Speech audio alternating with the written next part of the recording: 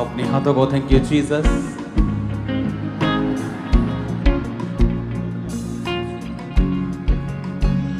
हिलाओ अपने हाथों को। हजारों जुबाने गाए तेरा ही नाम दोहराए, यीशु तू पवित्र है।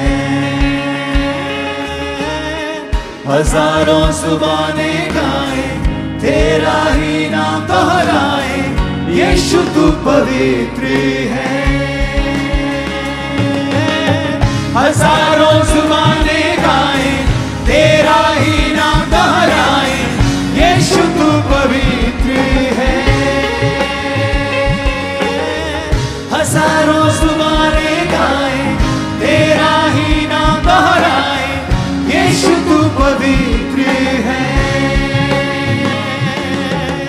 सारी सृष्टि पर तेरा अधिकार, तू राजाधिराज है प्रभु।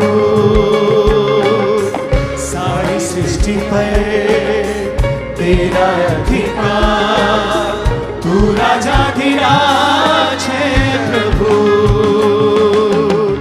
तुझसे है ज़मीन, तुझसे आसमान, जग का तू मालिक प्रभु। सब गाय कलीसिया हाथों को उठा के। तुझसे है ज़मीन, तुझसे आसमान, जग का तू मालिक प्रभु। करके है सजना इबादत हो तेरी सदा। करते है सजना इबादत हो तेरी सदा। हजारों जुबाने गाए तेरा ही नाम दोहराए, यीशु तू पवित्र है। हजारों जुबाने गाए तेरा ही नाम दोहराए, यीशु तू पवित्र है। उठाओ अपने हाथों को। जो आने वाली सभा है उसके पंफलेट के साथ अपने हाथों को उठाओ। खुदाबंद तेरा आत्मा इन मीटिंग्स के ऊपर कार्य करे। तेरी पवित्र आत्मा की जुम्बश हो खुदाबंद। रूहों को बचाने के लिए खुदाबंद तेरा ताजा मसा खुदाबंद इन मीटिंग्स के ऊपर उतरे खुदाबंद। हजारों लाखों रूहें बचाई जाएं मेरे सामर्थी परमेश्वर। तेरे भवन में आने वाले हर एक जन को खुदाबंद तेरे हाथों में सौंपता हूं। इन मीटिंग्स को अटेंड करने वाले लोग खुदाबंद तेरे जीवित नाम में बरकतों को पाएं। सब प्रकार की आत्मिक, सब प्रकार की शारीरिक बरकतों को पाएं खुदाबंद। शैतान के सारे बंधनों को उनकी जिंदगियों से तोड़ना खुदाबंद। पूरी तरह से उन्हें डिलीवर करके भेजना खुदाबंद। तेरा आत्मा उनको आशीषित करे। प्रभु यीशु मसीह के सामर्थी नाम में हम मांगते हैं।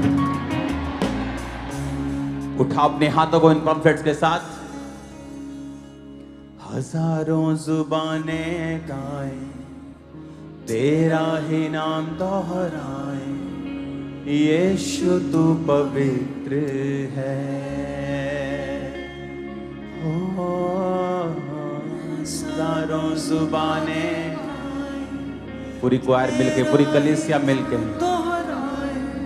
यीशु तू पवित्र है। वर्शिपर की तरह से था, सिंगर की तरह नहीं। हजारों जुबाने तेरा ही नाम दोहराए, यीशु तू पवित्र है। तेरा मसा उतरे खुदाबंद इन मीटिंग्स के ऊपर। तेरा मसा उतरे खुदाबंद जब ये पंफलेट्स इनके रिश्तेदारों में, इनके दोस्तों में खुदाबंद लोगों के ऊपर जाएं खुदाबंद, उनके हाथों में जाएं। तेरा पाक रूह उन्हें मीटिंग्स की ओर खींचे मेरे सामर्थी परमेश्वर। और याद रखो, ये असली सुसमाचार है जो आप देते हैं कि प्रभु यीशु मसीह तुम्हें चंगा करेगा और आजाद करेगा। वो तुम्हें एक अच्छा जीवन देगा।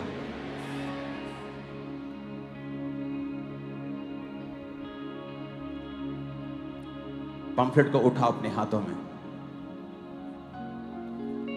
आप जानते हैं कि मेरी ओर देखो सब जन, कितनी टेस्टिमनीज हैं चर्च में। एक व्यक्ति सुसाइड करने जा रहा था और उसने चर्च का पोस्टर लगा देखा था और उसने टेस्टिमनीज पढ़ी, क्योंकि वो एक्सेस ड्रिंक करता था, वो शराबी था, वो अपने घर से निकल गया था, तो परिवार से दूर हो गया था। तो जब उसने पोस्टर पढ़ा था तो उसे लगा कि चलो मैं चल के देख लेता हूं, और जब वो चर्च में आया परमेश्वर ने उसे छुआ, शराब छोड़ी, जीवन नॉर्मल हो गया उसका। आप जानते, बहुत सारे लोग बोलते हैं कि जब आप सुसमाचार देने के लिए जाते हैं, आप चर्च का पंफलेट क्यों देते हैं? एक नए व्यक्ति को क्या आप बाइबल दे के आएंगे पूरी? कंप्लीट बाइबल दे के आएंगे क्या? फिर 10 बुक्स और दे आओ उसको। एक नए व्यक्ति को आप बताएंगे कि प्रभु यीशु मसीह उद्धार करता है, वो परमेश्वर है। आप इस क्यों डिस्टर्ब कर रहे हो? एक ने किया, सब ने किया। आप लोगों को बताते हो कि मीटिंग हो रही है, आपको परमेश्वर के काम वहां पर दिखेंगे, परमेश्वर आपको छुएगा, आप उसे पोस्टर देते हैं, पंफलेट देते हैं, दैट्स इट। एक नए जन्मे बच्चे को आप पूरा चिकन नहीं खिला देंगे 700 ग्राम का, आप उसे बुद्धि से परमेश्वर में लेके आएंगे।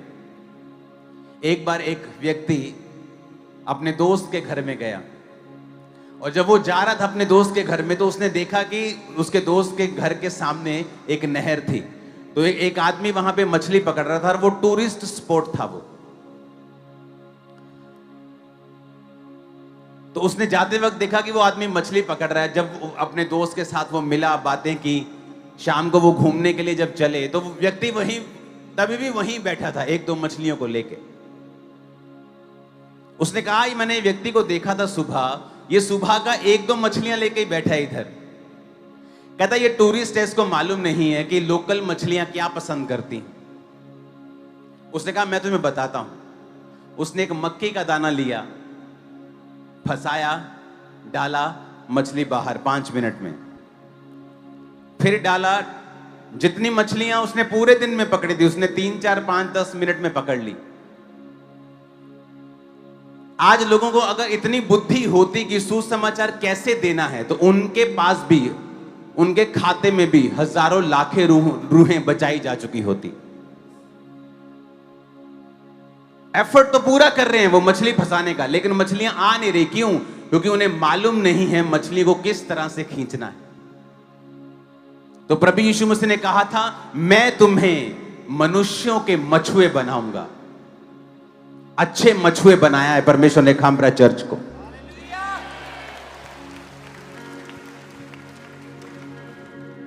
आप जब किसी को चर्च का पंफलेट दे रहे हैं, तो आप चर्च का प्रचार नहीं कर रहे हैं। चर्च में कोई प्रोडक्ट की सेल नहीं मैं आप कर रहा हूं आपको। जब आप चर्च का पंफलेट दे रहे हैं, आप एक विश्वासी को एक परमेश्वर के जीवित घर में, जहां पर परमेश्वर की उपस्थिति है, जहां पर परमेश्वर लोगों की जिंदगियां बदलता है, जहां पर वचन है, जहां पर गवाहियां हैं, जहां पर लोग जीवित टेस्टिमनीज दे रहे हैं कि कैसे मेरी जिंदगी बदली। अकेली बाइबल को पढ़ के वो कैसे मैं नहीं सीख सकता था। अकेली बाइबल मेरे घर में 2 साल मेरे फ्रिज के ऊपर पड़ी रही। जब मैं परमेश्वर में आया, मेरे घर में बाइबल उससे कई साल पहले आ गई थी, और फ्रिज पर एक नीले रंग की छोटी पुस्तक पड़ी रहती थी। मुझे मालूम था कि ये कुछ क्रिश्चियन पुस्तक है, लेकिन वो बाइबल थी और उसमें मिट्टी जमी हुई थी। बाइबल में लिखा, कोई अगर समझाएगा नहीं तो क्यों कर कोई समझेगा। अगर प्रचारक प्रचार नहीं करेगा तो क्यों कर लोग विश्वास करेंगे। अगर प्रचारक भेजा नहीं जाएगा तो क्यों कर लोग सुनेंगे। तो मूर्खताई है ये कहना। सबसे बड़े मूर्ख हैं वो लोग जो कहते हैं कि चर्च का प्रचार होता है। ये चर्च का प्रचार नहीं है, जीसस का प्रचार है। 100% ऑर्गेनिक प्रचार है ये। अगर तुम्हें ये आता होता तो तुम भी लाखों रूहें बचा चुके होते। तुम मेहनत तो करते हो लेकिन फल नहीं, क्योंकि बिना बुद्धि के मेहनत किसी काम की नहीं होती। और जब उस व्यक्ति ने समझाया कि यहां की मछलियों को क्या पसंद है, और जब वो डालता था मछली निकल आती थी, और टूरिस्ट उसकी शक्ल देख रहा था कि मैं सुबह का लगा हुआ हूं, मैंने इतनी मछलियां नहीं पकड़ी, ये 5 मिनट 10 मिनट में आके पूरी मछलियों का ढेर लगा के चला गया। हालेलुया। जब एक व्यक्ति को आप पंफलेट देते हैं, वो चर्च में आता है, वो टेस्टिमनी सुनता है। आप वैसे किसी को बोलेंगे जीसस क्राइस्ट ऐसे करते हैं, उसको लगेगा मैंने भी अपने बहुत कहानियां अपनी सुनी हैं अपने तरफ की, तुम भी अपने तरफ की सुना रहे हो, हाँ ठीक है। लेकिन जब वो इन कहानियों को पूरा होते हुए चर्च में देखता है तो परमेश्वर काम करता है। एक टेस्टिमनी को हम सुनेंगे।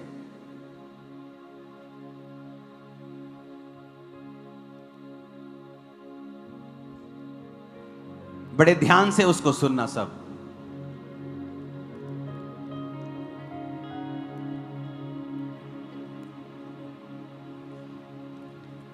अपने पड़ोसी को बोलो, जो तेरे हाथ में है ये तेरे लिए नहीं है। फिर बताओ किसके लिए, पूछो किसके लिए, फिर बताओ एक दूसरे को कि तेरे पड़ोसी के लिए, तेरे रिश्तेदारों के लिए। आमीन।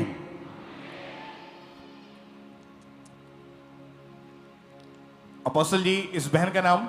अगर मेरे घर में अकेला बाइबल पहुंचाना मुझे बचा सकता तो मेरे घर में बाइबल 2 साल पड़ी रही फ्रिज के ऊपर। लेकिन जब तक कोई आया नहीं मेरे घर में, मुझे बताया नहीं परमेश्वर के बारे में, मुझे चर्च इनवाइट नहीं किया। 16 अगस्त 2004 रात को 8 बजे नशा करके मैंने चर्च देखने के लिए मैं गया था। जब उन्होंने कहा था आजा चर्च देख ले, कभी कभी या संडे चर्च में आया कर, तेरे लिए हम प्रार्थना करेंगे।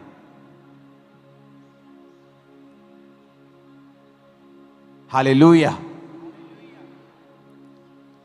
तो हमें बुद्धिमान बनना है और हमें मालूम होना चाहिए कि परमेश्वर ने अगर एक व्यक्ति को खड़ा किया है, उसे रूहें बचाने की बुद्धि दी है, तो हमें उसे फॉलो करना है ताकि हम भी रूहें बचाने में अपना सहयोग डाल सकें। एक टेस्टिमनी को हम सुनेंगे। अपोस्टल जी, इस बहन का नाम अंजलि देवी है, गुरदासपुर के ये रहने वाले हैं, साथ में इनके हस्बैंड हैं। ओके, आप इनके हस्बैंड को, उनकी वाइफ को माइक दें। आप अपना नाम बताएं। हस्बैंड, आपका नाम क्या है? मेरा नाम अश्विनी कुमार है और मैं गुरदासपुर डिस्ट्रिक्ट में रहता हूँ। मैं सीआरपी में जॉब करता हूँ। वो क्या चीज़ है सीआरपीएफ, आप बताएं। सेंट्रल रिजर्व पुलिस फोर्स है। मतलब आर्मी है या क्या है?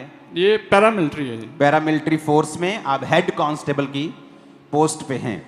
मैं हेड कांस्टेबल पोस्ट पे। हेड कांस्टेबल हैं? Head constable. ओके, आपकी वाइफ को माइक देंगे। आपका नाम क्या है? जैमसी पापा जी, मेरा नाम अंजलि है। ओके, आप कहाँ के रहने वाले हैं? हम गुरदासपुर के रहने वाले हैं। ठीक है, आप अभी भी आर्मी में ही पैरामिलिट्री फोर्स में ही जॉब करते हैं? अभी जी, भी वहीं पे हैं? ओके, अभी आपकी ड्यूटी वहीं पे है। ओके, टेस्टिमनी को हम सुनेंगे।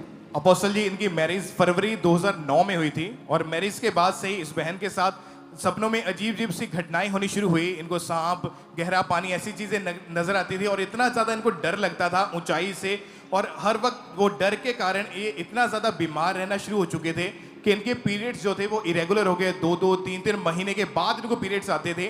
शरीर इतना वीक हो चुका था। जब बेबी के बारे में सोचा तो प्रेगनेंसी कंसीव नहीं हो रही थी। डॉक्टर के पास गए चेक करवाने के लिए। डॉक्टर ने स्कैनिंग करी और इनको बताया कि इनकी लेफ्ट और राइट ओवरी में पानी वाली रसौलियां बन चुकी है, और इनको बताया कि इनकी जो बच्चेदानी है वो अपनी जगह से वो साइड को खिसक चुकी है। और डॉक्टर ने लगातार मेडिसिन दी और इन्होंने चंडीगढ़, दिल्ली, गुरदासपुर के जितने बड़े बड़े हॉस्पिटल थे सभी शहरों में जाके इलाज करवाया। 7 से 8 बड़े बड़े हॉस्पिटल चेंज किए और 14 साल लगातार इलाज करवाया, लेकिन कुछ भी फर्क नहीं पड़ा, कुछ भी हाथ में नहीं आया। और इनके हस्बैंड जो सीआरपीएफ में हेड कांस्टेबल हैं, तो इनको वहां से जॉब छोड़ के घर आना पड़ता था अपनी वाइफ को बार बार हॉस्पिटल में ले जाने के लिए। और इतना दुखी हो चुके थे कि लास्ट में इन्होंने मेडिसिन खाना ही बंद कर दी, क्योंकि 14-15 साल वो चीज़ के ऊपर भरोसा करके देख लिया था, सब कुछ इन्होंने बंद कर दिया। फिर डॉक्टर्स ने भी इनको साफ साफ बोल कितना खर्चा किया आपने मेडिसिन के ऊपर? 15-16 लाख कर दिए। 15-16 लाख आपने डॉक्टर्स के ऊपर, मेडिसिन के ऊपर सब खर्चा करके देख लिया? जी हाँ जी, जी, 2009 से लेके 2021 तक ये पूरा ट्रीटमेंट चला हमारा। ठीक है।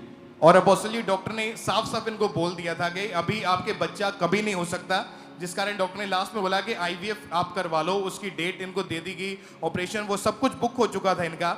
बेबी ना होने की वजह से दोनों हस्बैंड वाइफ इतने ज़्यादा निराश रहते थे और बच्चा अडॉप्ट करने के बारे में ये सोचते थे, और यहाँ तक कि इन्होंने घर से बाहर निकलना बंद कर दिया था क्योंकि इतनी ज़्यादा इनको दोनों को ही शर्मिंदगी रहती थी। हस्बैंड को ऑन ड्यूटी जब इनके दोस्त जो साथ में काम करते वो पूछते थे बच्चे के बारे में, तो इनके पास कोई जवाब नहीं होता था, केवल शर्मिंदगी महसूस करते थे। बहुत सारी अन्य जगहों पर लोगों के कहने पर जाते रहे, कहीं से कुछ फर्क नहीं पड़ा। जब लाखों रुपए इलाज के ऊपर भी खर्च कर चुके, सब कुछ करके देख लिया अपनी लाइफ में, सब जगह से इनको ना ही मिली। तो 2021 में अपोस्टल जी इनकी लाइफ में परमेश्वर ने एंट्री की। 2021 में इनकी ननंद को एक सपना आया कि ड्रीम में ये चर्च में आए, यहाँ खामरा चर्च में, और ये अपनी यहाँ पे आके बेबी की गवाही दे रहे हैं। और अपोस्टल जी इनकी ननंद ने उस ड्रीम के बारे में इनको बताया और परमेश्वर का सुसमाचार दिया कि तुम मेरे साथ एक बार चर्च में चल के देखो, परमेश्वर तुम्हें ब्लेस करेगा। उस समय इनके हस्बैंड जो थे वो बिलीव नहीं करते थे और उनको लगता था कि शायद चर्च में जितनी गवाहियाँ हैं वो सब फेक हैं, गवाहियाँ खरीदी। आपने कहा कि आपको लगता था कि चर्च में गवाहियां फेक होती हैं, उसके बारे में आप बताओ, आपको क्या लगता था? ये जो हम दुनिया में देखते थे या सुनते थे उसी के आधार पर ही मैंने बोला था, और मेरी भी यही धारणा हो गई थी, सोच हो गई थी कि चर्च में गवाहियां असली नहीं होती, नहीं। हाँ जी, कि फेक होते हैं, खरीदे होते हैं। खुल के बताओ क्या था दिल में? जी जी, मेरे दिमाग में जो ये चीज़ थी कि जैसे सभी दुनिया में बोलते हैं कि ये पैसा दे के खरीदते हैं, धर्म परिवर्तन करते हैं, ये ऐसे खरीद के खड़े कर देते हैं बंदे, तो ये सब चीज़ें के लिए मैं फिर इसको इग्नोर करता था। कितने में खरीदा है आपको फिर आज? नहीं अभी तो हालेलुया।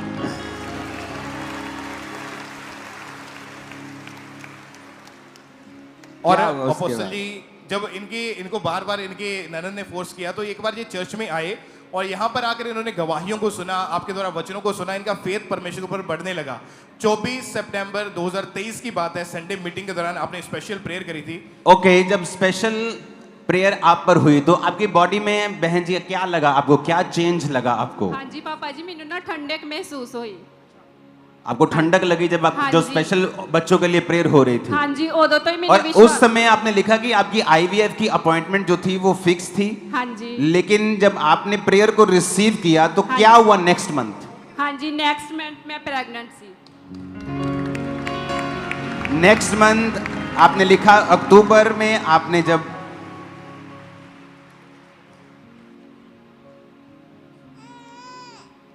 सितंबर को आपने प्रेयर को रिसीव किया, अक्टूबर में आपके पीरियड मिस हुए, आपने हाँ जब जी। चेक किया हाँ तो जी। आप प्रेग्नेंट थी और मैरिज के 15 साल बाद पहली बार आप हाँ जी। प्रेग्नेंट हुई। हाँ जी आप, पापा। आपके हस्बैंड का रिएक्शन क्या था आप बताओ? आपके हस्बैंड आप क्या सोचते थे? आपके उस टाइम जो सुना था, फिर मैं खुद चला, तो चलने के बाद जो विश्वास हुआ उस पे जिस दिन मुझे पता चला मैं बहुत रोया, रोए आप? बहुत रोया मैं।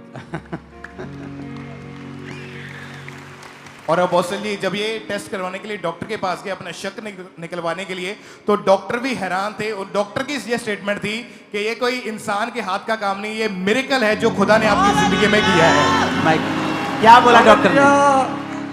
हाँ जी, डॉक्टर बोलते सी कि कितना हो गया, ऐसा हो नहीं सकता। मैं कहा मेरे परमेश्वर ने सारा कुछ कर दिता, मैंने ब्लेस कर दिया। और जब अपोस्टल जी डॉक्टर ने उसके बाद स्कैनिंग करी, कोई रसौलियां नहीं थी, यूट्रस अपनी जगह पर आ चुका था, 9 मंथ प्रेगनेंसी में सेफ रखा परमेश्वर ने, और 16 साल की शर्मिंदगी को खत्म करके एक खूबसूरत बेटी के साथ परमेश्वर ने ब्लेस किया है। पूरे आनंद के साथ तेरी रहमत से ही तू लेता है सबको खरी, हजारों जुबानें गाए तेरा ही नाम दोहराए, यीशु तू पवित्र है। पूरी जग का हाथ को उठा के हजारों जुबानें गाए तेरा ही नाम दोहराए, यीशु तू पवित्र है।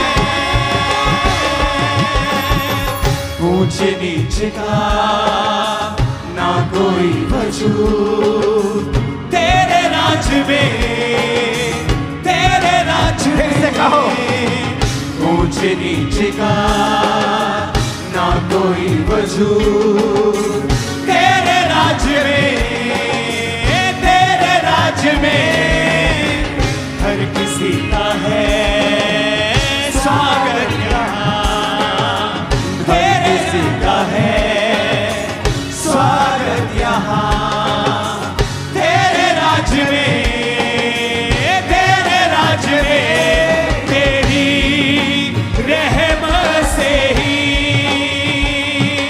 तू लेता है सबको करीब, तेरी रहमत से ही तू लेता है सबको करीब।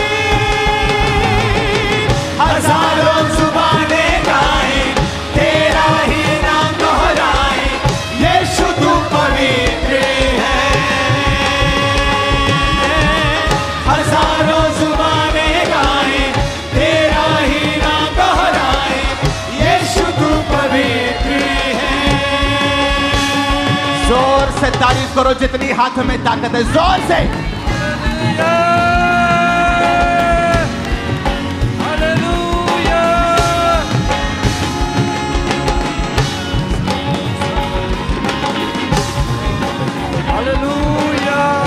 उठा अपने हाथों को, थैंक यू जीसस। खुदा से कहो मैं सुसमाचार से लजाता नहीं हूं, आज के बाद मैं और सुसमाचार दूंगा प्रभु यीशु मसीह के नाम में। आमीन। ऊंचा आशीष हमारी है। आप दोनों अभी परमेश्वर में हैं पूरी तरह से। हाँ जी। आपने बपतिस्मा ले लिया है, नहीं। आपको लेना है, हाँ जी। ठीक है। हाँ जी। और अभी आप सिर्फ प्रभु को मानते हैं, हाँ जी। उसकी भलाई लिखा तुम्हें परमेश्वर की ओर लेके जाएगा। हाँ जी। Thank you. तारीफ करो जोर से, जोर से, जोर से। हालेलुया। अपने घुटनों के भार बैठो, अपने हाथों को उठाओ और खुदा से कहो परमेश्वर आज मैं जो कुछ सुनूं मैं फलों को लेके आऊं। फिर से कहो खुदाबंद।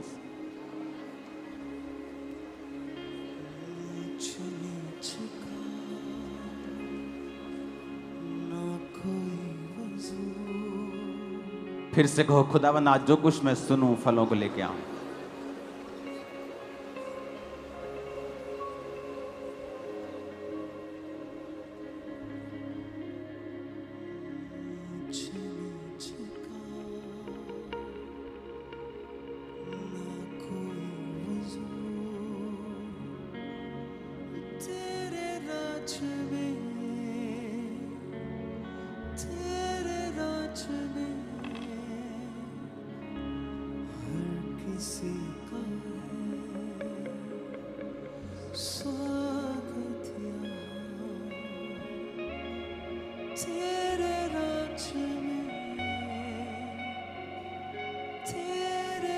किसी का है स्वागत यहाँ तेरे राज्य में। खुदाबंद से कहो परमेश्वर आज मैं वचनों को सुनूंगा और सेम नहीं रहूंगा। प्रभु यीशु मसीह के सामर्थी नाम में हम मांगते हैं।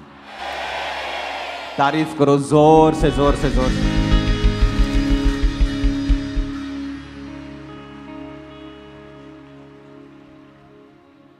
अपने पड़ोसी को बोलो सुसमाचार सुना, क्योंकि तू इसीलिए चुना गया है।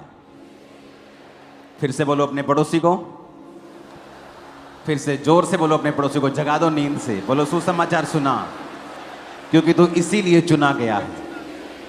तू आज गवाही को सुन रहा है इसीलिए सुसमाचार सुना। तू प्रभु की हुजूरी में उसकी सच्चाई को देख रहा है इसीलिए सुसमाचार सुना। जो तुझे पता है वो दूसरों को पता। बोलो अपने पड़ोसी को, जो तुझे पता है वो दूसरों को बता, क्योंकि वचन कहता है यदि तुझ में भलाई करने की शक्ति हो तो अपना हाथ पीछे मत रखना, भला करते रहना। ना करना बुरी बात और पाप है। आमीन। तारीफ करो जोर से।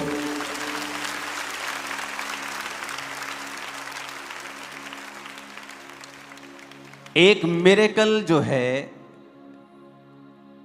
वो लोगों को साल्वेशन में लेके आ सकता है। अब ऐसे किसी व्यक्ति को बोलो जो पुलिस में है, जो फौज में है, जो उनको बोलो कि बैप्टिज्म लो, परमेश्वर को मानो, जब तक उनकी जिंदगी में आप प्रमाण नहीं देखते। जीसस ने कहा था जब तक तुम चिन्ह और चमत्कार नहीं देख लोगे कदापि विश्वास नहीं करोगे। आप जानते हैं पौलुस, अगर आप यूरोप की साइड चले जाएं तो हर गली में वहां पे चर्च है, और अगर आप उसके प्रभाव को देखोगे तो उसका जब आप बीज देखोगे, उसका अंकुर देखोगे, बीज देखोगे तो आपको पौलुस में नजर आएगा। क्योंकि पौलुस था जो उस एरिया में कहता मैंने इतना प्रचार किया कि मेरे प्रचार करने की अब जगह नहीं बची थी वहां पे।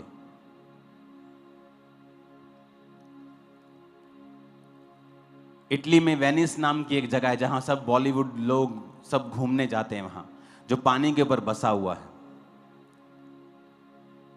आपको 1200 800 साल पुराने घर मिलेंगे वहां पे। लेकिन अगर आप चर्च देखेंगे वहां हर गली में है, और चर्च देखेंगे घरों से 100 गुना बेहतर, 100 गुना ब्यूटीफुल बनाए हैं उन्होंने। राजे का अपना पर्सनल चर्च था, लोगों के हर मोहल्ले का अपना पर्सनल, हर एक व्यक्ति का वहां पे आना जाना था चर्च के अंदर।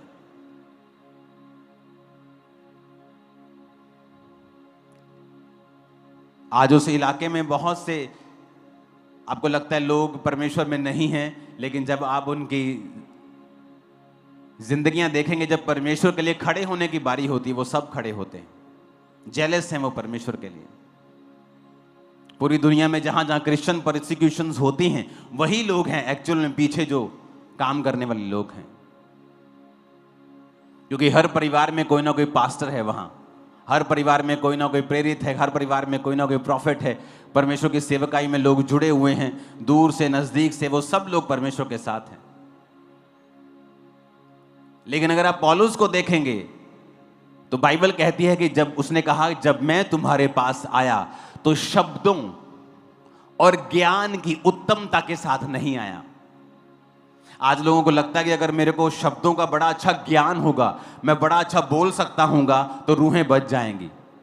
परमेश्वर के दास पौलुस ने कहा परमेश्वर का राज्य बातों में नहीं सामर्थ में है, कि जहां पर परमेश्वर की सामर्थ होगी वहां पर लोग जल्दी बचाए जाएंगे और जल्दी खुदा पे विश्वास करेंगे। वचन कहता है जब पतरस ने लंगड़ा चलाया, जब परमेश्वर के चेल पतरस यूहन्ना जब जा रहे थे तो जब लंगड़ा चलाया तो वचन कहता है कि बहुतेरों ने उस लंगड़े को चंगा होकर जब देखा तो बहुतेरों ने परमेश्वर के ऊपर विश्वास किया। जब लाजर को मुर्दों में से जिलाया गया, अगर आप वचन पढ़ेंगे तो जो कट्टर परमेश्वर के विरोधी थे, बाइबल कहती है कि बहुतेरे लोगों ने लाजर के जिंदा होने को जब देखा तो बहुतेरों ने परमेश्वर प्रभु यीशु मसीह के ऊपर विश्वास किया। अगर आप बाइबल की गहरी स्टडी करेंगे तो बाइबल यह बताती है कि प्रभु यीशु मसीह ने जब अपने चेलों को भेजा था तो कहा था जाओ और बीमारों को चंगा करो। यह कमांड सब सेवकों के लिए है। लेकिन जब वो देखते हैं कि चंगाई नहीं हुई तो चंगाई से अपना हाथ पीछे कर लेते हैं और वचन प्रचार करने लग जाते हैं। बोलते हैं कि नहीं, ये चंगाई जरूरी नहीं है उद्धार के लिए, चंगाई जरूरी नहीं है उद्धार के लिए, लेकिन अगर ये वरदान आपके पास हो तो लोग 100 गुना जल्दी स्पीड से परमेश्वर में उद्धार को ग्रहण करते हैं। ये गवाही आपके सामने है। ये बैप्टिज्म लोगे, हाँ जी। पता लग गया परमेश्वर यीशु मसीह है? हाँ जी, लग गया पता। आप वचनों से समझाने की कोशिश करो। उसने भी 100 तरह की कहानियां अपने तरफ की सुनी होती हैं, आप भी उन्हें कहानियां सुनाते हैं। लेकिन बाइबल कहती है जब वचन का प्रचार आत्मा के सामर्थ्य से किया जाएगा तो लोगों के हृदय छिद जाएंगे और लोग परमेश्वर पर यकीन करेंगे। और आत्मा की सामर्थ्य आप में है, इस बात का प्रूफ यह होगा कि आप जब लोगों के लिए प्रार्थना करेंगे, परमेश्वर उनको शैतान से मुक्ति देगा। इसीलिए आप लोग देखते हैं कि जो लोग डिलीवरेंस मिनिस्ट्री में होते हैं वो इस डिलीवरेंस पे विश्वास करते हैं, चंगाई पे विश्वास करते हैं, मिरेकल्स पे विश्वास करते हैं, डिलीवरेंस पे विश्वास करते हैं। लोग हमेशा उनका खिलाफत करते हैं। क्यों? क्योंकि शैतान को डिलीवरेंस मिनिस्ट्री से नफरत होती है। उसे पता है कि ये सेवकाइयां ऐसी हैं जो लोगों को प्रूफ कर देंगे कि परमेश्वर यीशु मसीह जीवित परमेश्वर है। इसीलिए प्रभु यीशु मसीह ने अपने चेलों को कहा था, जाओ और बीमारों को चंगा करो, लंगड़ों को चलाओ। लेकिन आज लोग आधा सुसमाचार दे रहे हैं, क्योंकि ये चीजें उनसे होती नहीं। जब होती नहीं तो वे उसको काट देते हैं। आप आधा सुसमाचार क्यों प्रचार कर रहे हैं? आप पूरा सुसमाचार प्रचार कीजिए। आप पापों के विषय में भी बताइए, आप उद्धार के विषय में भी बताइए, आप हीलिंग के विषय में जिसके लिए प्रभु यीशु मसीह ने कोड़े खाए हैं उसके बारे में भी बताइए। वो मिरेकल करता है उसके बारे में भी बताइए। शैतान भी मिरेकल करता है। शैतान जीसस क्राइस्ट के जैसे बड़ा मिरेकल नहीं करता। वो लंगड़ों को चला नहीं सकता है, वो चिन्ह चमत्कार दिखाता है, ओछे मिरेकल्स करता है। जैसे जब मूसा गया तो उन्होंने भी वही किया, उस लाठी को सांप बना दिया, ये कर दिया। लेकिन एक समय आया कि वो मूसा के जैसे मिरेकल्स नहीं कर सके, क्योंकि शैतान की पावर लिमिटेड है। आपके अंदर जो सामर्थ्य है वो अनलिमिटेड है। आप बड़े काम करेंगे, आपके बच्चे भी बड़े काम करेंगे। शैतान के अंदर अनलिमिटेड पावर है। वो लंगड़ों को नहीं चला सकता, वो दुष्ट आत्मा को निकाल नहीं सकता है। तो फिर कौन लोग हैं जो एंड में जाके कहेंगे कि प्रभु हमने तेरे नाम से दुष्ट आत्माएं निकाली, और प्रभु कहेगा मैं नहीं जानता? वो लोग हैं जो एक समय सही शुरुआत के साथ परमेश्वर में चले, लेकिन व्यभिचार में, चोरी में, प्रॉब्लम्स में फंस गए और बाद में अपना जीवन करप्ट कर लिया। वो ऊपर जाके कहेंगे प्रभु हमने तेरे नाम में ये काम किए, लेकिन अब वो पापी थे और परमेश्वर कहेगा मैं तुम्हें नहीं जानता हूं। हालेलुया। क्योंकि शैतान, यीशु मसीह ने कहा शैतान को नहीं निकाल सकता है। अगर वो निकाले तो उसके घर में फूट पड़ गई। तो एक विश्वासी को यह बुद्धि होनी चाहिए। कौन कामयाब हुआ है बाइबल में? जिसके पास ईश्वरीय बुद्धि थी, डिवाइन विजडम। किन के पास थी डिवाइन विजडम? कि परमेश्वर के काम को, परमेश्वर की बुलाहट को, परमेश्वर की डिवाइन ईश्वरीय बुद्धि के साथ कंप्लीट करना।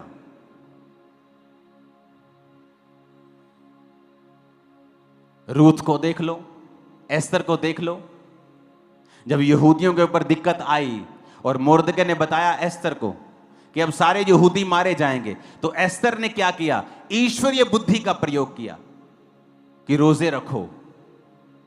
सब लोग 3 दिन रात के रोजे रखेंगे, पिएंगे भी नहीं, कुछ ड्राई फास्टिंग करेंगे। क्या है ये? डिवाइन विजडम, ईश्वरीय बुद्धि। अगर उसके पास ईश्वरीय बुद्धि नहीं होती तो वो सोच विचार करती कि मैं राजे के पास जाती हूं, थोड़े सुंदर कपड़े डाल के जाती हूं, थोड़ा इसको प्यार से बहकाती हूं, शायद राजा मेरी बात मान जाए। तो हो सकता उसी वक्त वो भी मर जाती, क्योंकि वो भी एक यहूदी थी। पर उसने ईश्वरीय बुद्धि का प्रयोग किया। कई बार आप सांसारिक बुद्धि का प्रयोग करने लगते हैं और भीख मांगने लगते हैं हेल्प की, और आप निराश होते हैं। आप सांसारिक बुद्धि का प्रयोग करते हैं और सेवा चलाना चाहते हैं, आपकी ग्रोथ नहीं होती, बरकत नहीं होती, लोग बचते नहीं, पाप से मन नहीं फिराते। लेकिन जब आप ईश्वरीय बुद्धि को लेते हैं, उसने कहा ठीक है हम 3 दिन रात के रोजे रखेंगे। 3 दिन रात के रोजों में क्या हुआ? राजे को नींद नहीं आई। कहता नींद नहीं आई, पुस्तक मंगवाओ, पुस्तक मंगवा के पढ़ाओ, मुझे क्या हुआ मेरे राज्य में। पुस्तक में लिखा था कि तेरी जान को किसी ने बचाया। कहता है मेरी जान को किसी ने बचाया? तो उसको क्या दिया तुम लोगों ने? कुछ नहीं दिया। कहता है यार ये बड़ी गलत बात की तुमने, किसी ने मेरी जान बचा दी इतनी बड़ी और तुम लोगों ने अभी तक उसके साथ कुछ नहीं किया। जाओ बुलाओ, मैं उसका आदर करूंगा। कौन था वो? मोर्दके। राजा को नींद ना आना, जो सब प्रकार की शराब, सब प्रकार का मादक पदार्थ यूज करते हैं, उनको तो वैसे ही नींद आ जाती थी। लेकिन ये रोजे थे, ईश्वरीय बुद्धि से किया गया कार्य था कि उसको नींद नहीं आई। हालेलुया। आप घर चलाना चाहते हैं, बिजनेस चलाना चाहते हैं, एक है शारीरिक बुद्धि जो अच्छी है, परमेश्वर देता है किसी को। लेकिन कई कई बार जो परमेश्वर की बुद्धि है वो शारीरिक बुद्धि के ऊपर ओवरकम कर जाती है, और कई बार शारीरिक बुद्धि काम नहीं आती और वहां पर हमें ईश्वरीय बुद्धि का प्रयोग करना होता है। सेवा को बढ़ाने के लिए शारीरिक बुद्धि नहीं चाहिए। पौलुस कहता मैं वचन और ज्ञान की उत्तमता के साथ नहीं आया तुम्हारे पास। कहीं कहीं वो ये भी लिखता है कि मैं तुम्हें 10,000 बातें बोल सकता हूं, लेकिन परमेश्वर का राज्य बातों में नहीं है, सामर्थ्य में है। अगर तुम लंगड़े चला सकते हो, तुम 10,000 लाइन मत बोलो, 10 लाइन बोल के 10 लंगड़े चला दो, 10,000 लोग आ जाएंगे परमेश्वर में, मैं आपको बता रहा हूं। तुम इतना ही बोल दो, जीसस क्राइस्ट उद्धार करता है, वो मुक्ति दाता है, उसने हमारे पापों के लिए ये किया, हमारी चंगाई के लिए ये। आप ऐसे ही बोल के हीलिंग्स कर दो, डिलीवरेंस कर दो, मिरेकल्स कर दो, लोग परमेश्वर को ग्रहण कर लेंगे। आप 10,000 बातें बोलते हैं, लोगों ने भी 20,000 सुनी होती हैं, तो टाइम लगता है, क्योंकि आपका प्रचार बिना सामर्थ्य के है। बहुत से लोग हैं, आप अकेला प्रचार करना चाहते हैं, करें, लेकिन सामर्थ्य के साथ करें, अभिषेक के साथ करें। हालेलुया। क्यों सामर्थी लोग जवाब नहीं देते लोगों को? उसका रीजन है, जो खाली है वो तो खाली है, उसे पता है कि मैंने सिर्फ जाके प्रचार करना है, उसको किसी सामर्थ्य की जरूरत नहीं। लेकिन जो भरा हुआ है उसे मालूम है, अगर मैं फालतू चीजों में पढ़ूंगा तो मैं प्रार्थना कैसे करूंगा, प्रार्थना में डिस्टर्ब रहूंगा, तो मुझे तो काम करने हैं, मुझे तो प्रैक्टिकल करना है, तो वो प्रेयर में रहता है, वो सामर्थ्य इकट्ठी करने में रहता है, क्योंकि उसे पता है कि परमेश्वर का राज्य सामर्थ्य में है। उसे पता है अगर मैं प्रेयर कम करूंगा तो सामर्थ्य कम होगी, वो प्रेयर करने में लगा रहता है। इसीलिए सामर्थी लोग बहुत कम लोगों को जवाब देते हैं। कितने मेरी बात को समझ रहे हैं? क्योंकि उन्हें पता है परमेश्वर का राज्य सामर्थ्य में है। जीसस ने कहा जाओ और लंगड़ों को चलाओ। कौन है जो आज उसकी आज्ञा को पूरा कर रहा है? हम आधा अधूरा सुसमाचार सुनाते हैं, और दूसरी बात जो अच्छा सुना रहे हैं उनके भी खिलाफ चलते हैं। तो परमेश्वर ने क्या कहा? हाय तुम पर अगर सब तुम्हें भला कहें, हाय तुम पर अगर सब तुमसे प्यार करें, क्योंकि सब उन भविष्यद्वक्ताओं से प्यार करते थे जो सब परमेश्वर के खिलाफ थे, जो परमेश्वर के खिलाफ भविष्यद्वक्ता थे, झूठे भविष्यद्वक्ता, सब उनसे प्यार करते थे, वचन कहता है।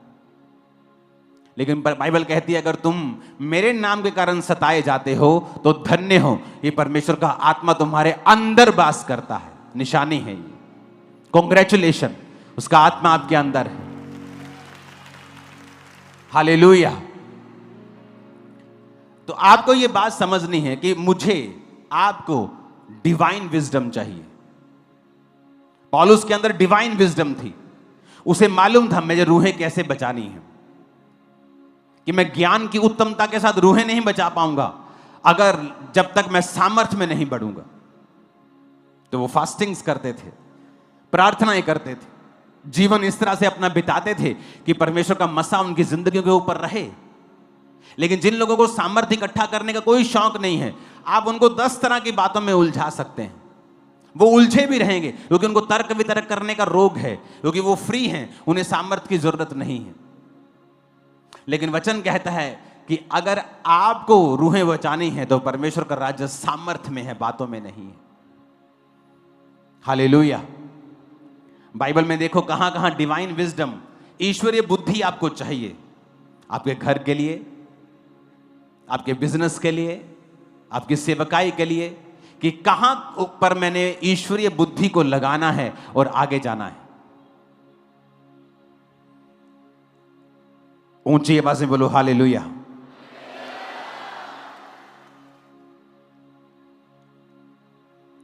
नीति वचन 9 उसकी 10 और 11 आयत में लिखा है, यहोवा का भय मानना बुद्धि की शुरुआत है और परम पवित्र ईश्वर को जानना ही समझ है। मेरे द्वारा तो तेरी आयु बढ़ेगी और तेरे जीवन के वर्ष अधिक होंगे। अगर आप नीति वचन 9 की एक आयत को पढ़ेंगे तो उसमें लिखा हुआ है कि बुद्धि ने अपना घर बनाया और उसके सातों खंबे गड़े हुए हैं।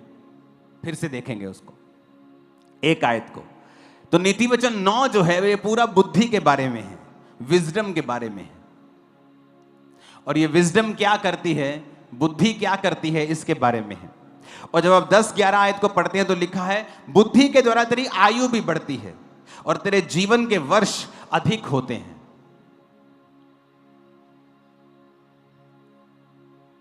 लोग बोलते हैं जितनी लिखी है उतनी लिखी है। तुम अपनी आयु में कुछ बढ़ा घटा नहीं सकते, लेकिन वचन इसका इनकार करता है। वचन क्या कहता है 11 आयत में, मेरे द्वारा यानी बुद्धि के द्वारा, सब बोलेंगे बुद्धि के द्वारा। मैं 1 2 3 बोलूंगा, आप बोलेंगे बुद्धि, मेरे द्वारा नहीं बुद्धि द्वारा बोलेंगे। 1 2 3। तो तेरी आयु बढ़ेगी और तेरे जीवन के वर्ष अधिक होंगे। फिर से मैं 1 2 3 बोलूंगा, आप बोलेंगे बुद्धि के द्वारा तेरी आयु बढ़ेगी, तेरे जीवन के वर्ष अधिक होंगे। 1 2 3।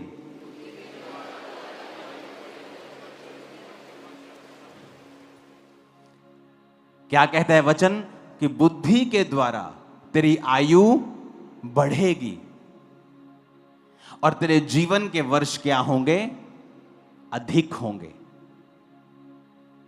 इसका मतलब आप अपनी आयु को क्या कर सकते हो, बुद्धि के द्वारा बढ़ा सकते हो। अपने वर्षों को क्या कर सकते हो, बढ़ा सकते हो। कि बुद्धि के द्वारा तेरी आयु बढ़ेगी तो ये आपके हाथ में है। परमेश्वर ने कहा अगर तू डिवाइन विजडम से चलेगा, और बुद्धि मिलती कैसी है, ईश्वरीय बुद्धि आती कैसे है, वो 10 आयत में लिखा हुआ है। कहता है यहोवा का डर मानना बुद्धि की क्या है, शुरुआत है। आप चोरी करने लगते हैं, आपको परमेश्वर का डर आता है, आप हट जाते हैं। आप पाप करने लगते हैं, आपको परमेश्वर का डर आता है, आप हट जाते हैं। इसका मतलब परमेश्वर की जो बुद्धि है वो शुरू हो चुकी है। सुलेमान के अंदर ईश्वरीय बुद्धि थी, और वचन कहता है कि इस दुनिया में जिस भी काम पर वो हाथ लगाता था वो कामयाब होता था। उसी बुद्धि की वजह से वो सबसे ज्यादा अमीर था, क्योंकि वो बुद्धि बाइबल कहती है कि परमेश्वर ने उसको दी थी। आज बहुत से घरों में प्रॉब्लम्स हैं बुद्धि ना होने की वजह से। बहुत से बिजनेस रन नहीं हो पा रहे बुद्धि ना होने की वजह से।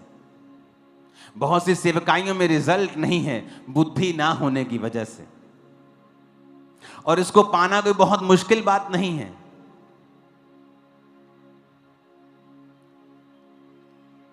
उसका पहला काम है, उसने कहा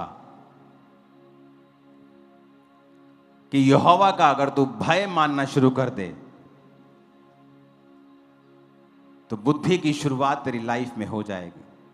भजन संहिता 19 उसकी 7 आयत में लिखा है, यहोवा की व्यवस्था खरी है, वो प्राण को बहाल कर देती है और उसके नियम विश्वास योग्य हैं, साधारण लोगों को बुद्धिमान बना देते हैं। अपने पड़ोसी को बोलो, मैं 1 2 3 बोलूंगा, आप अपने पड़ोसी को बोलेंगे 1 2 3।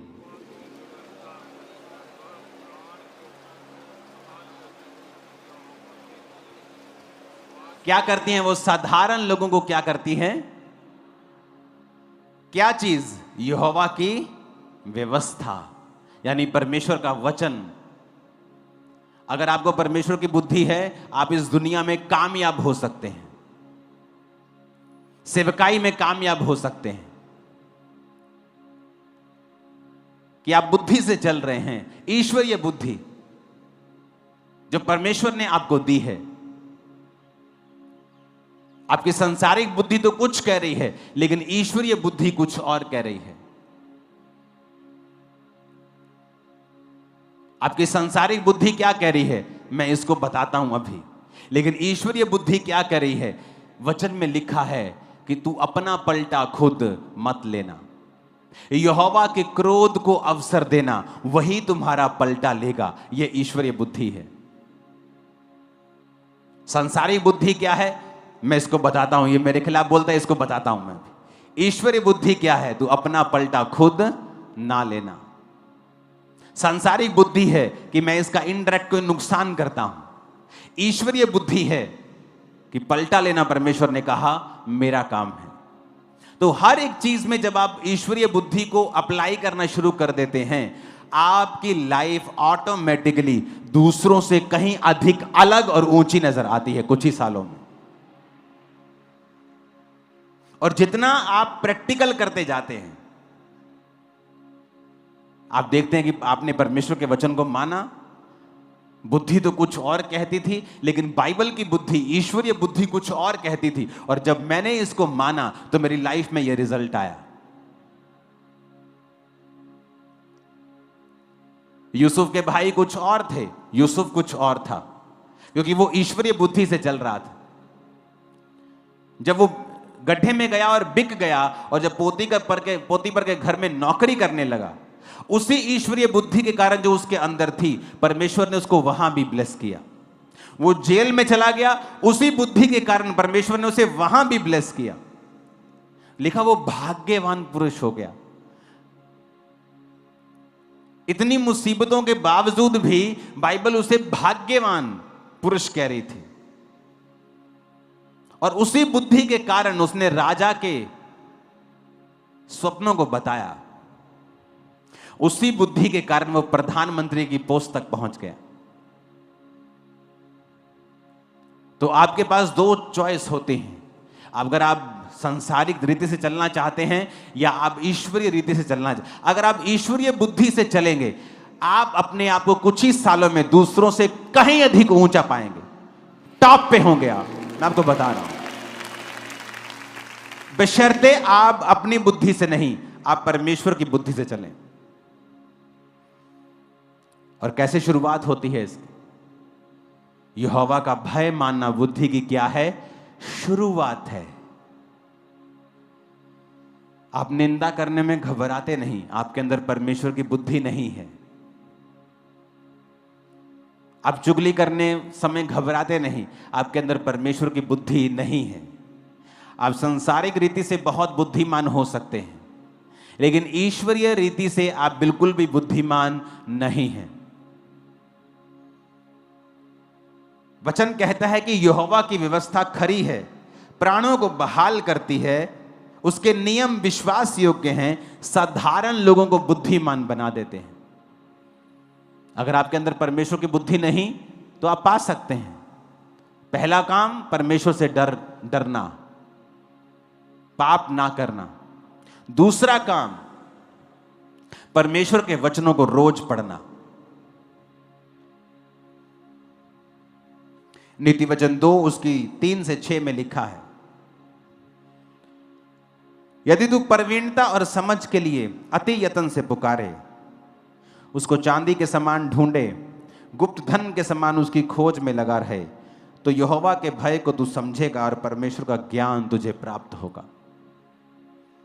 पुकारना, याकूब उसकी 1:5 में लिखा है, अगर तेरे पास बुद्धि की कमी है तो प्रभु से मांग, वो बिना उलाहना दिए सबको उदारता से देता है और उसको दी जाएगी।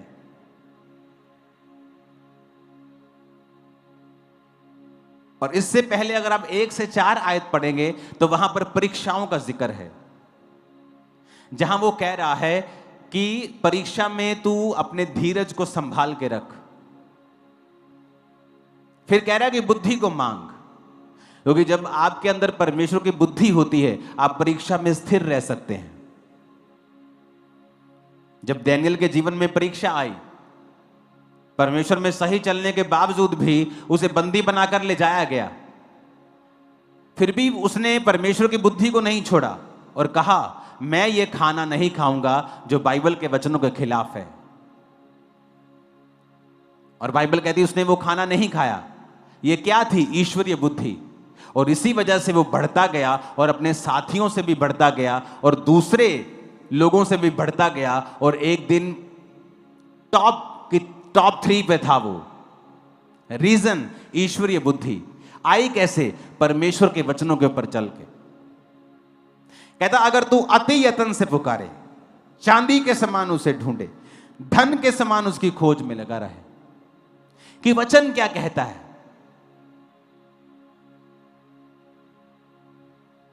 एलीमलेक ने क्या किया, नियोमी ने क्या किया? जब परीक्षा आई तो ईश्वरीय बुद्धि का प्रयोग नहीं किया कि फिर क्या हो गया अगर परमेश्वर के घर में रोटी की कमी है तो हम यहीं रहेंगे, परमेश्वर प्रोवाइड करेगा, क्योंकि यहां पर आराधना है।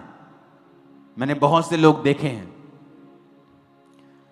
सेवा में आते हैं, जब देखते हैं ओ मुझे तो बड़ी गाड़ी लेनी है, सेवा में मैं कैसे ले पाऊंगा, और शारीरिक बुद्धि का प्रयोग कर लेते हैं और उसके बाद उनके परिवारों में और जीवनों में जब नुकसान होने लगते तब मैसेज के बाद मैसेज करेंगे, पापा बचा लो, प्रभु हाय मुझे बचा, आओ पापा जी प्रार्थना करना मेरे लिए। क्योंकि पहले तुमने सांसारिक बुद्धि और लालच में आके तुम फंस गए और अब तुम चाहते हो तुम निकाल दिए जाओ। अब ऐसा पॉसिबल नहीं होगा, क्योंकि पहले तुम्हें ईश्वरीय बुद्धि को पूछना था कि क्या ये मैं ये काम करूं, क्योंकि हो सकता है परमेश्वर वहीं पर आपको इतनी बरकत दे और साथ में सुख भी दे जो आपको वहां मोआब में जाके नहीं मिलेंगे। आमीन। वचन क्या कहता है? संसारिक बुद्धि का प्रयोग किया, चलो मोआब में चलते हैं, लेकिन ईश्वरीय बुद्धि क्या कहती थी? वहां मत जाओ जहां यहोवा की आराधना नहीं है, जहां पर तुम्हारी स्पिरिचुअल लाइफ के साथ कॉम्प्रोमाइज हो जाएगा, जहां पर शैतान तुम्हारी जिंदगी में काम करेगा, बच्चे तुम्हारे बिगड़ सकते हैं। वही बात हुई, वहां गए और दोनों बच्चों ने उन्हीं की लड़कियों के साथ शादी कर ली। पति मरा, बेटे मरे, एक बहू छोड़ के चली गई। जो बच गई उसने ईश्वरीय बुद्धि लगाई कि यहोवा की आराधना करना मुझे मंजूर है, और वापस वहीं चले गए जहां से आए थे, बैतलहम में। और फिर क्या हुआ? जब ईश्वरीय बुद्धि लगाई, फिर से परमेश्वर ने रिस्टोर कर दिया, फिर से बेटा दिया, वो नियोमी का कहलाया, और बोझ रूत को दिया, उसके द्वारा और बच्चे पैदा हुए, और दाऊद की परदादी वही हुई, ईश्वरीय बुद्धि। आप कामयाब होना चाहते हैं तो लंबा चलने की सोचें, सांसारिक बुद्धि का प्रयोग ना करें, लंबा चलें। सांसारिक बुद्धि अच्छी है, गुड है, लेकिन जहां पर ईश्वरीय बुद्धि प्रयोग होती है वहां पर आप सांसारिक बुद्धि को प्रयोग नहीं कर सकते। कितने मेरी बात को समझ रहे हैं? आप सांसारिक बुद्धि का प्रयोग कहां करना है, मैं आपको बताता हूं कि कहां सांसारिक बुद्धि का प्रयोग करना है, कहां ईश्वरीय बुद्धि का प्रयोग करना है।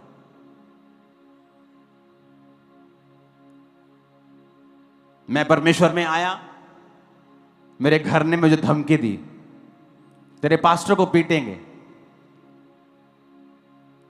कोई रिलेशनशिप नहीं थी, तू कैसा है, क्या है, नथिंग, तू ठीक है कि नहीं है, नेवर। संसारिक बुद्धि क्या कहती थी? यार जे अपने घर वाले नाराज रहेंगे तो मैं क्या कर लूंगा, फैमिली साथ नहीं होगी तो क्या कर लूंगा, तो मैं वापिस चला जाता। ईश्वरीय बुद्धि अड़ा रहे और खड़ा रहे, तू बच, तेरा घराना उद्धार पाएगा। ईश्वरीय बुद्धि कहती थी तू बच, तेरा घराना बचाया जाएगा, पहले तू तो बच। पापा मेरे लिए प्रार्थना करना, मेरी फैमिली बचाई जाए। तुम बचे हो? बैप्टिज्म ले लिया? नहीं। हाँ बैप्टिज्म ले लिया। शराब पीते हो? हाँ। अरे तुम तो भी बचे नहीं हो पूरी तरह से, तुम बचे नहीं, तुम अब चाहते हो तुम्हारा घराना बच जाए। बाइबल कहती है तू बच, तेरा घराना बचाया जाएगा। पहले किन्नू बचन ले किया? तुहानू। कहता पहले तू बच जा, तेरा घराना बचाया जाए। तो मैंने क्या किया? ईश्वरीय बुद्धि क्या किया? अपने आप को बचाया, पाप से बचा रहा। हर तरह के गलत काम से बचा रहा, नहीं गिरा परमेश्वर में आके, अपना मन परमेश्वर की ओर लगाए रहा, बचा खुद, अपने मम्मी को, डैडी को, ब्रदर की वाइफ, पूरी फैमिली को ऑलमोस्ट मैंने बपतिस्मा दिया उसके बाद, पूरी फैमिली को। सांसारिक बुद्धि सेम मेरे दोस्त के साथ हुआ। उसकी फैमिली ने उसे बुलाया बिठाया और कहा कि बेटा ये 2 शॉप्स हैं, 2 दुकानें हैं, घर है, इतना हम कमाते हैं, अगर तुझे चर्च चुनना है तो तेरे को प्रॉपर्टी में हम हिस्सा नहीं देंगे, तेरी शादी नहीं करेंगे।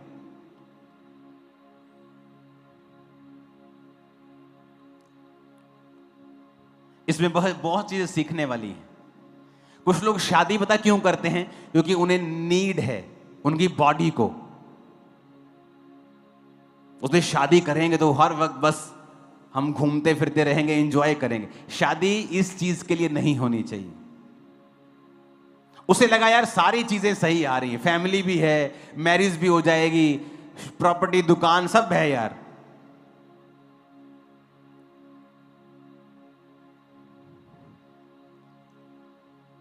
और बुद्धि संसारिक भी चाहिए थोड़ी बहुत और ईश्वरीय बहुत चाहिए आपको।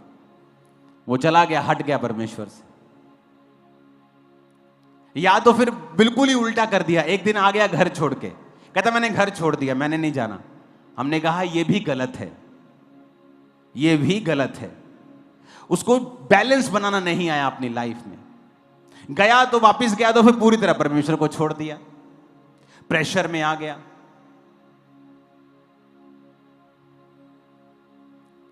हमारी दोनों की लाइफ अलग हो गई। मैं परमेश्वर में बढ़ने लग गया, वो अपनी लाइफ में बिजी हो गया, कांटेक्ट टूट गया हमारा। कभी कभी साल 6 महीने में एक बार बात होती थी फोन पे। समय आया, उसका भाई जवान मर गया, 10 गुना उससे अधिक समझदार, और एक ही भाई। उसकी मम्मी मर गई, उसका डैडी मर गया, जवान, सब जवान थे। मैरिड लाइफ डिस्टर्ब, क्योंकि संसारिक बुद्धि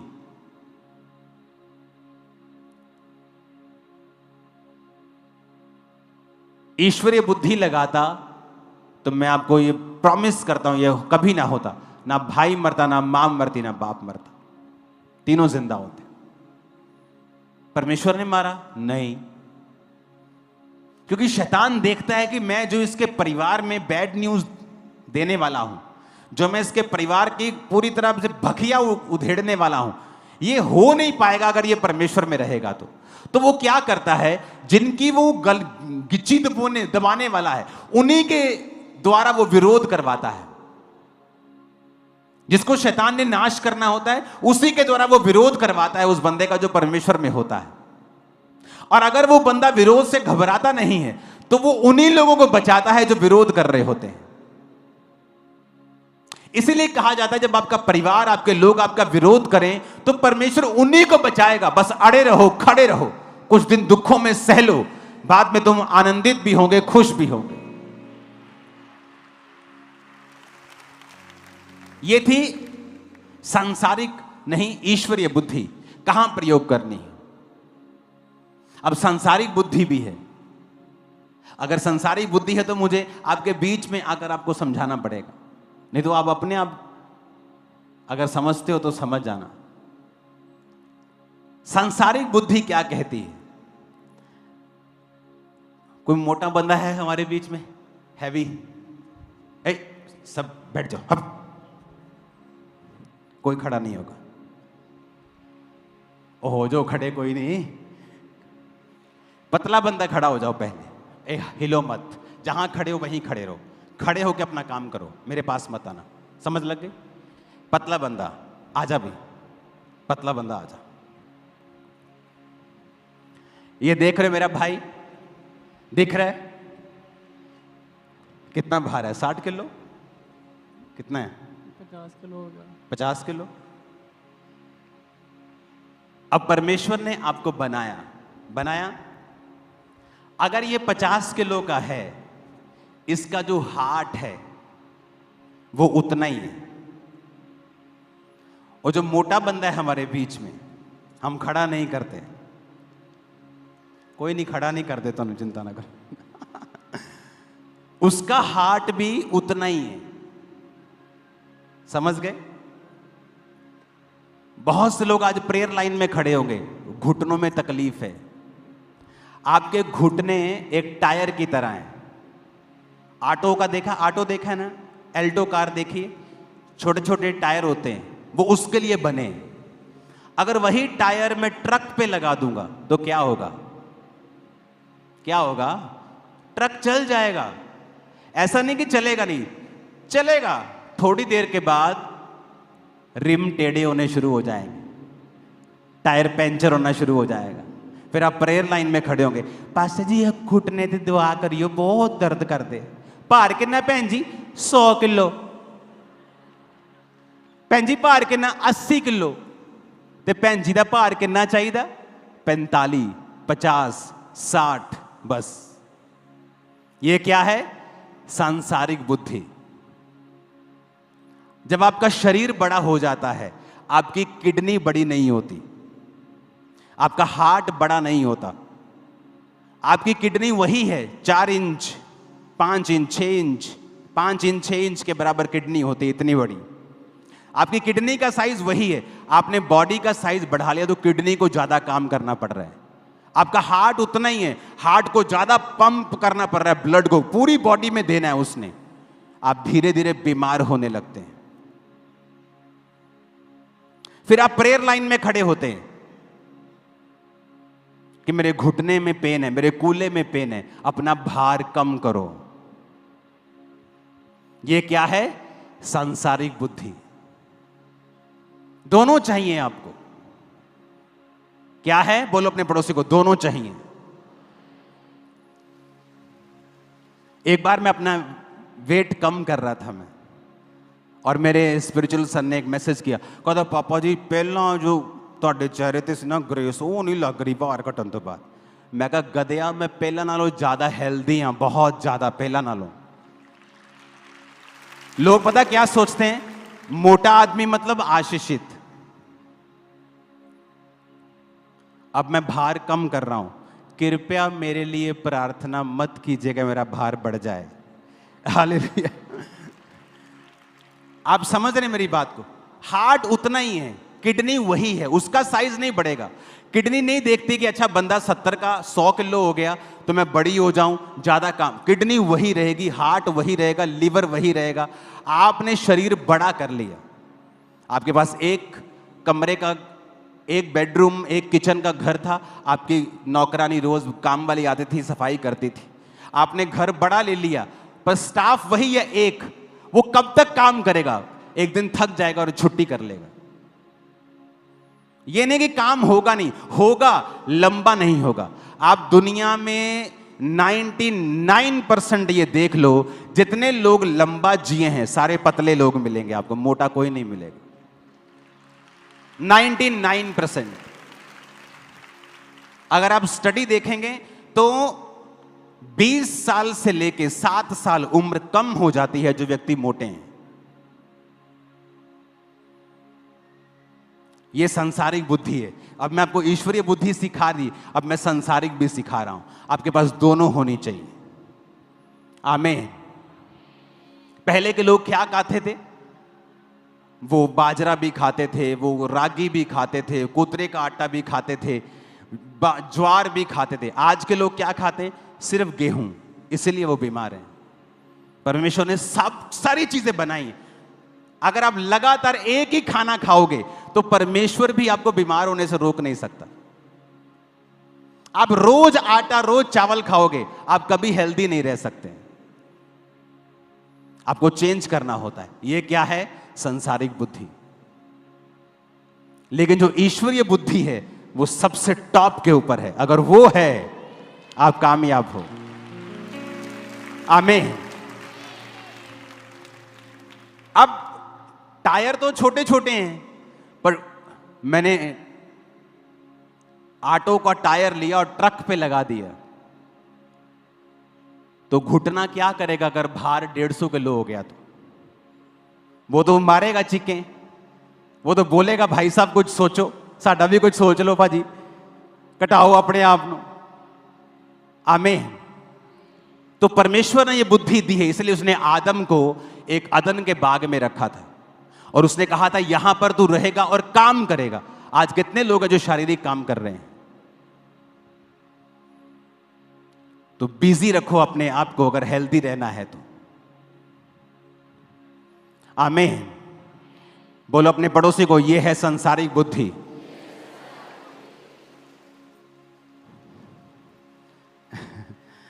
हालेलुया।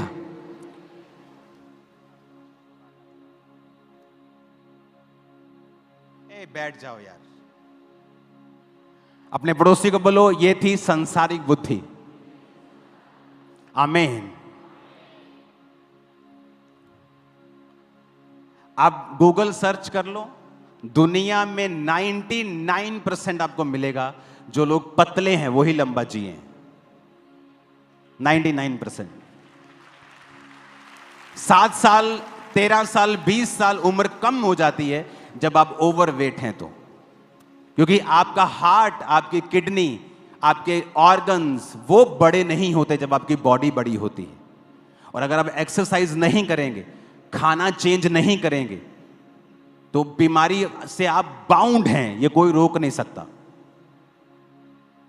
इसलिए परमेश्वर ने कहा बुद्धि भी प्राप्त कर, समझ भी प्राप्त कर। सांसारिक बुद्धि भी तेरे पास हो, आत्मिक बुद्धि भी तेरे पास हो। तो अब क्या करेंगे? आप प्रेयर लाइन में खड़े होंगे, मेरे घुटने पे प्रार्थना करो, और आपको नहीं मालूम आपको अपना वेट कंट्रोल करना है। पहले जाओ हीलिंग लो और अपना वेट कम करो, आपके घुटने पे वेट कम डालो। आपके हार्ट को कम काम करना पड़े, आपकी किडनी को कम काम करना पड़े, उसको इजी करो।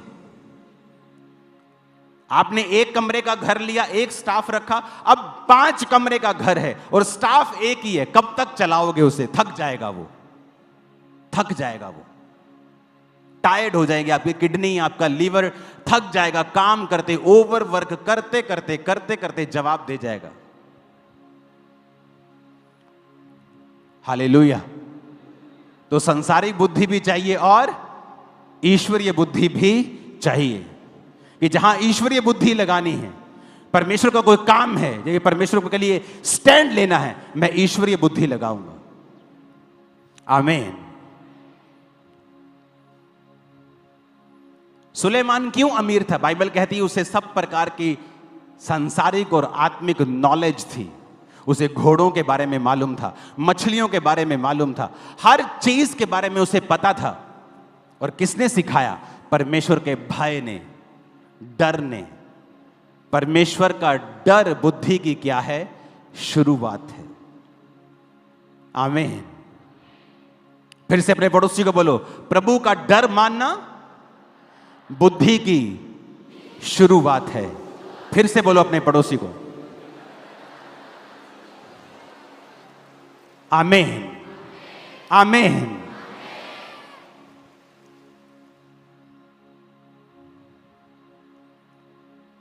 कितने इन बात को समझ रहे हैं कि आपको दोनों बुद्धि चाहिए परमेश्वर में आगे बढ़ने के लिए? ईश्वरीय बुद्धि कि परमेश्वर का वचन मुझे इस विषय में क्या कहता है, क्या वो मुझे अलाउ करता है कि मैं ये काम करूं? सांसारिक बुद्धि क्या कहती है और परमेश्वर की बुद्धि क्या कहती? वो कामयाब हैं जो परमेश्वर की बुद्धि से चले और चलते रहेंगे, वो हमेशा टॉप पे रहेंगे। याद रखना इस बात को।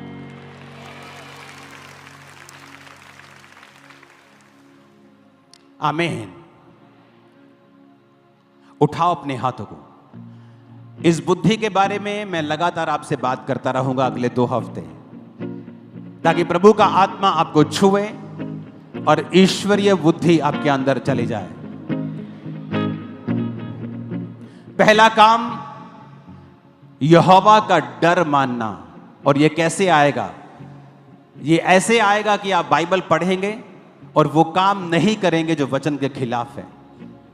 दूसरा, बुद्धि को मांगना कि परमेश्वर मुझे ऐसी बुद्धि दे, ईश्वरीय बुद्धि जो तेरी ओर से हो। बाइबल कहती है समझ की प्राप्ति का यत्न घटने ना पाए। बाइबल को पढ़ना, परमेश्वर का डर मानना और बुद्धि के लिए पुकारना। बाकी का वचन मैं आपको थर्सडे बताऊंगा कि बुद्धि को हमने कैसे पाना है, और जब बुद्धि आपके अंदर होगी, आप इसको पा लेंगे, आप डेफिनेटली दूसरों से अलग होंगे और आशीषित होंगे। आमीन। ऊंचा ये आशीष हमारी है चर्च। उठाओ अपने हाथों को, सब जन खड़े हो जाओ और कहो,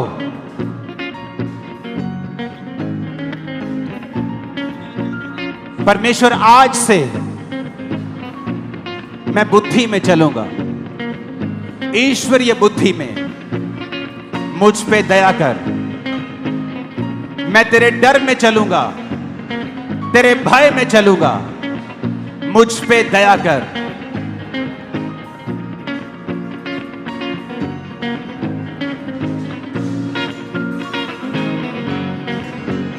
मेरी प्रार्थना है आज अपने सिरों पे हाथ रख लो।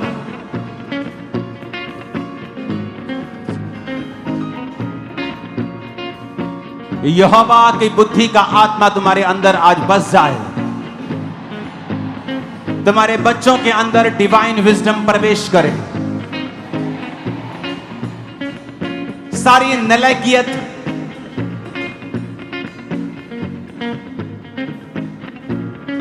सारी नाकामियां, फेलियर्स तुम्हारी स्पिरिट को छोड़ के जाते रहे प्रभु यीशु मसीह के नाम में।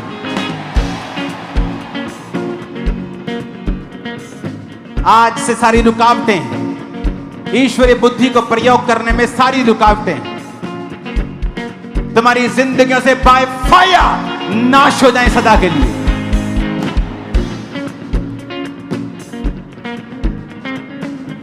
ईश्वरीय बुद्धि तुम्हें गर्भ की आशीष दे सकती है। ईश्वरीय बुद्धि तुम्हारे बिजनेस में तुम्हें फलवंत कर सकती है। ईश्वरीय बुद्धि तुम्हें सेवकाई में बढ़ा सकती है। ईश्वरीय बुद्धि तुम्हें आगे लेके जाके तुम्हें सब जातियों से श्रेष्ठ कर सकती है। अपने हाथों को उठाकर यहोवा से मांगे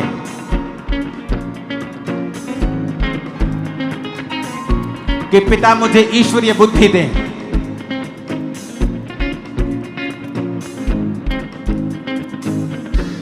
ईश्वरीय बुद्धि क्या कहती है कि पाप करेगा तो प्रभु की बुद्धि तेरी अगुवाई नहीं करेगी।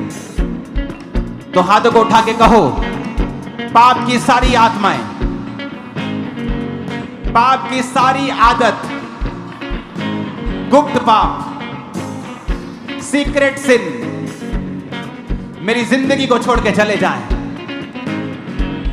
अपने हाथों को उठा के बोलो, हे यहोवा परमेश्वर,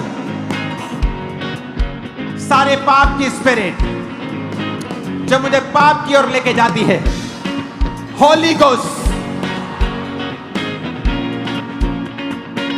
होली गोस्ट रिलीज करो मेरे जीवन से पाप की spirit out, come out, command करो मेरी लाइफ से, बॉडी से।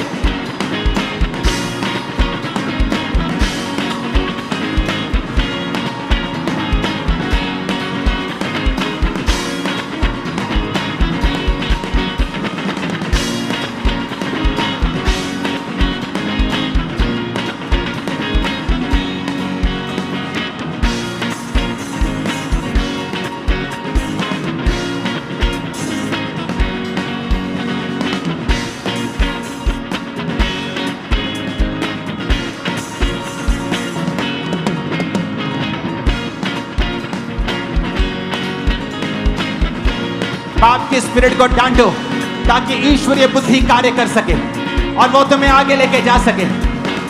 नशे की आत्मा, पाप की आत्मा, व्यभिचार की स्पिरिट आउट करो इन the name of Jesus Christ.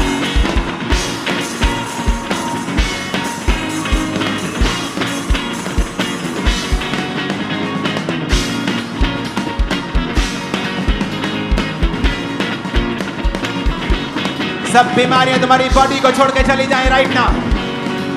Blood को, हड्डियों को, सिर को, लीवर को, रीढ़ की हड्डी को, किडनीज को, हार्ट को, लंग्स को, लीवर को, पेट को, हड्डियों को, घुटनों को, चूलों को, out in the name of Jesus. सारी बीमारियां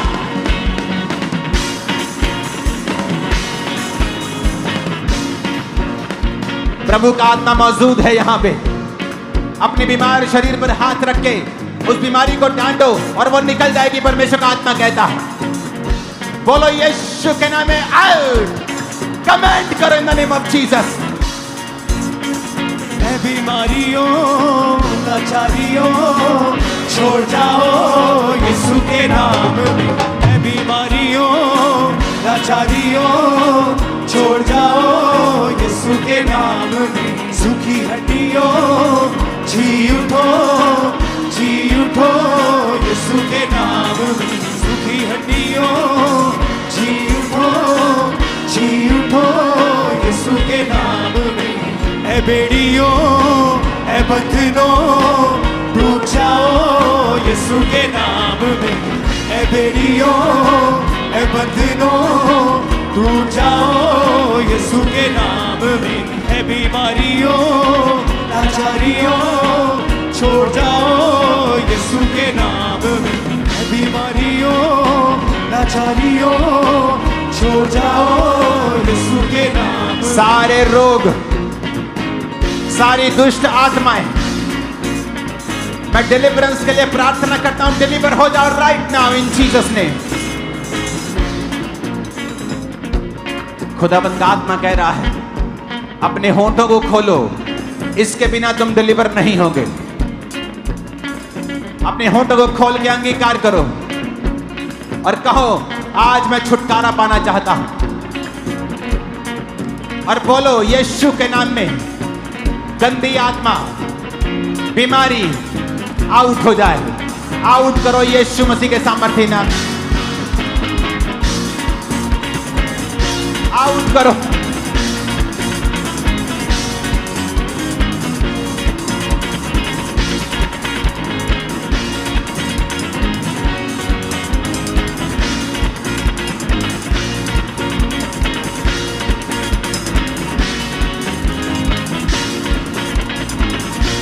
आउट करो the name of Jesus right now. प्रभु का आत्मा मुझसे कह रहा है कि मैं उन लोगों के लिए प्रार्थना करूं जो ऑनलाइन है। In the name of Jesus, branches receive your healing now. Branches Gurdaspur, Amritsar, foreign branches Ludhiana, Firozpur, सब ब्रांचेस, पटियाला, वो सब ब्रांचेस जो मॉर्निंग मीटिंग में जुड़ी हैं।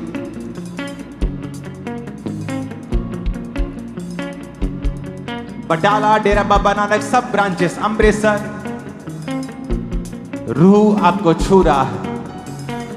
हार्ट के रोगी चंगे हो रहे, किडनी के रोगी चंगे हो रहे हैं। जो चल नहीं सकते चलो, भाग नहीं सकते भागो। परमेश्वर का रूह कहता तुम्हारा दमा खत्म कर दिया गया,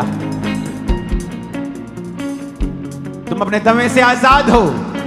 भागो यीशु के नाम में। स्किन के रोग जा चुके हैं, कैंसर के रोग जा चुके हैं। यीशु मसीह के सामर्थ्य नाम में आमीन हो। चाहे आशीष हमारी।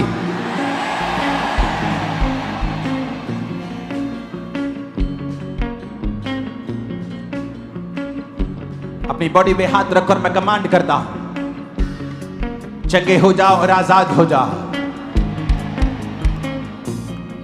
एक सिस्टर को मैं देख रहा हूं ऑनलाइन, तुम्हारी प्रेगनेंसी की टेस्टिमनी को आता हुआ देख रहा हूं। आज की मीटिंग में परमेश्वर तुम्हें छूकर गर्भ की ब्लेसिंग को दे रहा है। तुम आंसुओं के साथ हो। एक लाइट कलर सूट में मैं तुम्हें देख रहा हूं, लाइटिश येलोइश ग्रीनिश खुदावंद का आत्मा तुम्हें हील कर रहा है राइट ना। एक और सिस्टर को मैं देख रहा, तुम्हारा पेट जो है वो बड़ा हुआ है लेकिन तुम प्रेग्नेंट नहीं हो पा रही। खुदावंद का रूह तुम्हें टच कर रहा है, तुम भी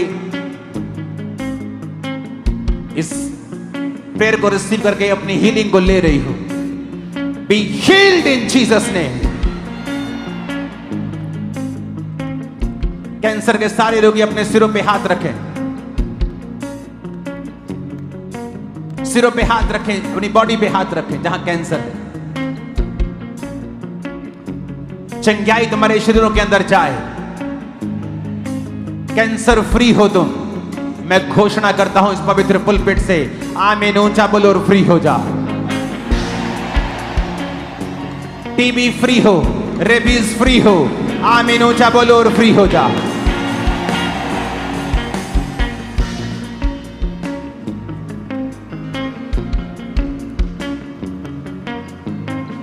आंखों के रोग जा रहे हैं, आंखों के रोग जा रहे हैं, कानों के रोग, आंखों के रोग जा रहे हैं। इन्फेक्टेड आंखें मैंने देखी हैं, दवाइयां खा के फर्क नहीं पड़ रहा, पानी मारा, ये मारा, आंखों में फर्क नहीं पड़ रहा। वो इन्फेक्शन तुम्हारी आंखों से जा नहीं रही। एंटीबायोटिक बहुत खा लिए तुम। यहोवा का आत्मा तुम्हें हील करके पूरी तरह से आजाद कर रहा। एक पास्टर का मैं देख रहा हूं, एक सीक्रेट सिन में गंदी आदत है तुमको, और परमेश्वर का आत्मा तुम्हें आजाद कर रहा है। जब तक तुम वो नहीं छोड़ोगे तुम आगे नहीं बढ़ पाओगे। खुदावंद का रूह आज तुम इसी सभा में हो और परमेश्वर का आत्मा तुम्हें चंगा कर रहा है।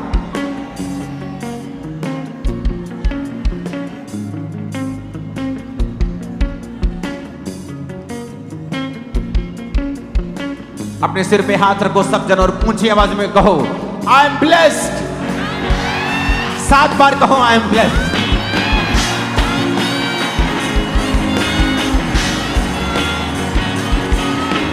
अब कहो, I am blessed with long life. मैं लंबी आयु के साथ आशीषित हूं। I am blessed with good health. मैं अच्छी सेहत के साथ आशीषित हूं। I am blessed with good spiritual life.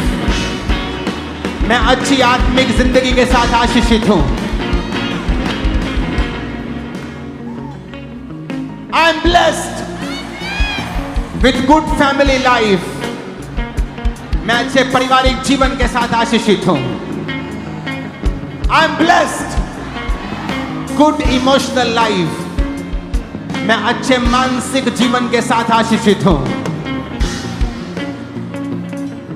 मैं तुम्हारी लाइफ के ऊपर घोषणा करता हूं आज इस मीटिंग में जो मौजूद हैं उन लोगों के ऊपर यहोवा परमेश्वर, याकूब का परमेश्वर तुम्हारी इज्जत को बढ़ाने वाला है।